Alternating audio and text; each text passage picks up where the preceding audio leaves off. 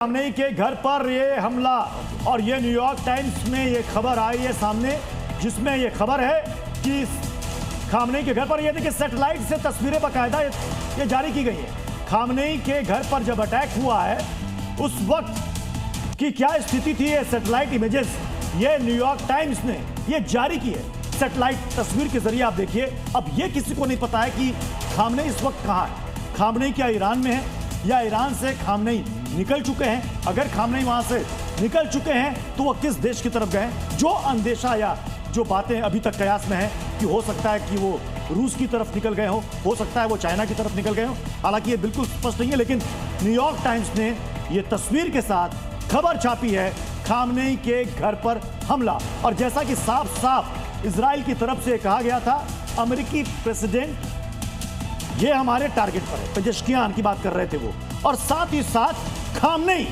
यानी कि ईरान के सर्वोच्च नेता, धार्मिक नेता अयातुल्लाह अली खामनेई, यानी कि दो लोग उनके टारगेट पर हैं। साफ बता रहा है, मकसद बिल्कुल क्लियर है, वो रिजीम चेंज चाहते हैं, सत्ता परिवर्तन चाहते हैं। और ईरान कह रहा है आखिरी दम तक हम अपनी लड़ाई लड़ेंगे। हमने उस मस्जिद की तस्वीर भी दिखाई जहां से अपील की जा रही है अमेरिका को मौत मिले, सभी एक साथ आ जाओ। मिडिल ईस्ट के क्या क्या प्रतिक्रियाएं सामने आ रही हैं सभी देशों की। सबसे पहले देख लीजिए भारत, यानी कि किसने क्या कहा है, किसने क्या कहा है वो जरा प्रत्युष बता देते हैं। ये देखिए यूरोपीय संघ का क्या इसको लेकर स्टेटमेंट सामने आया। नागरिकों की सुरक्षा को प्राथमिकता यहां पर दी जाएगी, अंतर्राष्ट्रीय कानून का पालन करना होगा। स्विट्जरलैंड की भी प्रतिक्रिया इस पर आ गई है।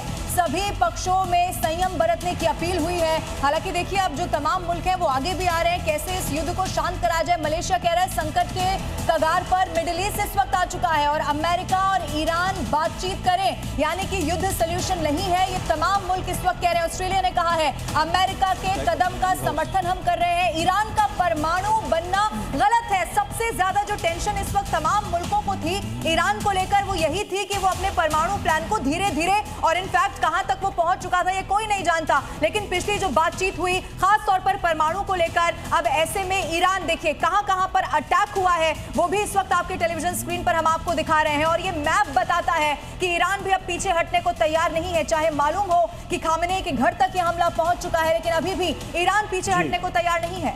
जी डीके पांडे सर, आप खामनेई के घर पर जो अटैक हुआ आप कुछ बताना चाह रहे थे? जी देखिए, महत्वपूर्ण बात है ये क्यों बताया गया। और न्यूयॉर्क टाइम्स जो कि बहुत महत्वपूर्ण अखबार है और ये माउथ पीस है अमेरिकन एडमिनिस्ट्रेशन का, ये तस्वीरें दिखा रहा है और बता रहा है कि भाई देखिए खुमैनी पर अटैक हुआ। और मैंने पहले भी चर्चा बताया कि 7 मिसाइलें उनके घर पर जो है मारी गई। इसके पीछे मैसेजिंग क्या है? मैसेजिंग बड़ी क्लियर है कि अमेरिका ये कहना चाहता है कि हमने खुमैनी को समाप्त कर दिया। लेकिन दूसरी, जब ये अटैक हुआ उसके 1 घंटे बाद खबर आती है कि खुमैनी वहाँ से कहीं और उनको मूव कर दिया गया है। तो सच्चाई क्या है?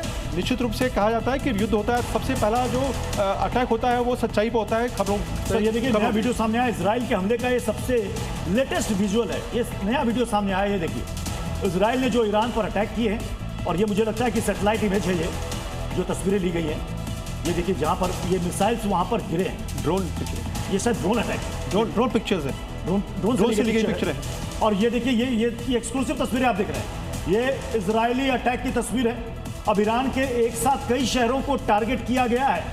रोविंदर सचदेवा सर भी हमारे साथ इस वक्त जुड़ चुके हैं। रोविंदर सचदेवा सर, आप भी लगातार देख रहे होंगे, 5 घंटे से ज्यादा हो चुके हैं इस वॉर को शुरू हुए। क्या ये 3rd वर्ल्ड वॉर जो बार बार कहा जा रहा है, ये उस ओर जा रहा है क्या? देखिए, मिडिल ईस्ट के लिए तो अगर दुनिया पूरी मिडिल ईस्ट है तो मिडिल ईस्ट में तो वॉर की तरफ जाता दिखता है पूरी दुनिया का। मेरा तो एक्चुअली मानना यह है कि 3 साल से 2022 से दुनिया 3rd वर्ल्ड वॉर में जा चुका है। आज की वॉर्स 100 साल पहले होता था जमीन और सोल्जर्स की तरह मारे गए। आज की वॉर जो चल रही है फाइनेंशियल वॉर भी चल रही है। जब रशिया का $300 बिलियन सेंट्रल बैंक का पैसा ब्रसल्स और न्यूयॉर्क में जब्त कर लिया गया तो वॉर नहीं तो क्या है, सैंक्शंस लगा दी, ये वो सारा। एनीवे, अभी जो हो रहा है देखिए, ईरान जो कर रहा है, जो समझ आ रहा है, इजराइल ईरान से दूर है और इजराइल की एयर डिफेंसेस काफ़ी अच्छी हैं, बट फिर भी मानिए 100 फेंके तो उसमें मानिए 5 गिर जाएंगे इजराइल में, right. The point is, Iran अब ये टारगेट कर रहा है कि मिडल ईस्ट में जो अमेरिकन एसेट्स हैं उनके मिलिट्री बेसिस हुए, उनकी एम्बेसीज हुई, देखना एम्बेसीज भी आएंगी टारगेट में, मेरे को दिखता है। और जैसे आप अभी कह रहे ऑयल इंटरेस्ट, इन पर अटैक करके ईरान का प्रयास ये है कि इन देशों में दहशत फैलाए और ये देश भी ट्रंप पे प्रेशर डाले कि वॉर रोको, क्योंकि इनको अब ये डर हुआ कि हमारे यहाँ मारे जा रहे हैं। और from again logistics point of view ये देश ईरान से पास है comparatively, Arab Emirates, Qatar, Saudi इत्यादि, राइट। और यहाँ पर जितनी भी चाहे एयर डिफेंसेस हो, नो डाउट, क्योंकि ये अभी तो अमेरिकन बेसिस पे अटैक कर रहा है। जी एसपी मलिक सर, मैं आपको शामिल करना चाहूंगा। बढ़ाई है। अब इसमें रूस की तरफ से पहली प्रतिक्रिया तो सामने आ गई, हमले की निंदा करते हैं। चीन की तरफ से अभी तक हम इंतजार कर रहे हैं, क्यों नहीं है? देखिए, चीन रशिया के साथ में बिल्कुल उसी के साथ में है, लेकिन वो अभी जाहिर नहीं करना चाहता। जाहिर है कि रशिया के साथ ही चाइना पीछे से लगा हुआ है, लेकिन वो अभी अपनी प्रतिक्रिया जाहिर नहीं, खुलकर सामने नहीं आना, खुल के सामने नहीं आना। तो किस मतलब आप क्या कह रहे हैं, वो वेट एंड वॉच की स्थिति में है, अभी सब देख रहे हैं? क्योंकि शाम सर तो कह रहे हैं युद्ध तो शुरू ही नहीं हुआ है। हाँ, तो युद्ध शुरू होगा तब वो कूदेंगे, तब आएंगे, या क्या आगे होगा? बिल्कुल वेट एंड वॉच की सिचुएशन में सब बैठे हुए हैं, अब सिचुएशंस को ऑब्जर्व कर रहे हैं, उसके बाद अपनी रिएक्शन। जी कर्नल दीपक, इजराइल पर भी लगातार हमले कर रहा है ईरान। हमने तस्वीरें दिखाई, 9 मंजिला इमारत थी, उसको टारगेट करके वहां पर किया गया। कुछ लोग वहां पर घायल भी हुए। आपको लग रहा है कि इजराइल को बहुत ज्यादा नुकसान पहुंचा सकता है ईरान? नहीं, मुझे नहीं लगता कि ईरान इजराइल को बहुत ज़्यादा नुकसान पहुंचा सकता है।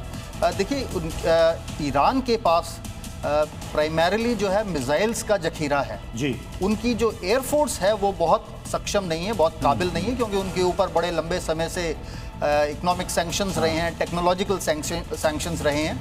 तो उनके जो जितने भी इक्विपमेंट हैं, स्पेशली एयरफोर्स के हेलीकॉप्टर्स हैं, चाहे ये फाइटर जेट कॉम्बैट एयरक्राफ्ट्स हैं, वो सारे बहुत पुरानी टेक्नोलॉजी हैं और उनको स्पेयर पार्ट्स की कमी की वजह से एयरफोर्स बहुत कमज़ोर है। ठीक है सर, आपको रोक रहे हैं इस वक्त।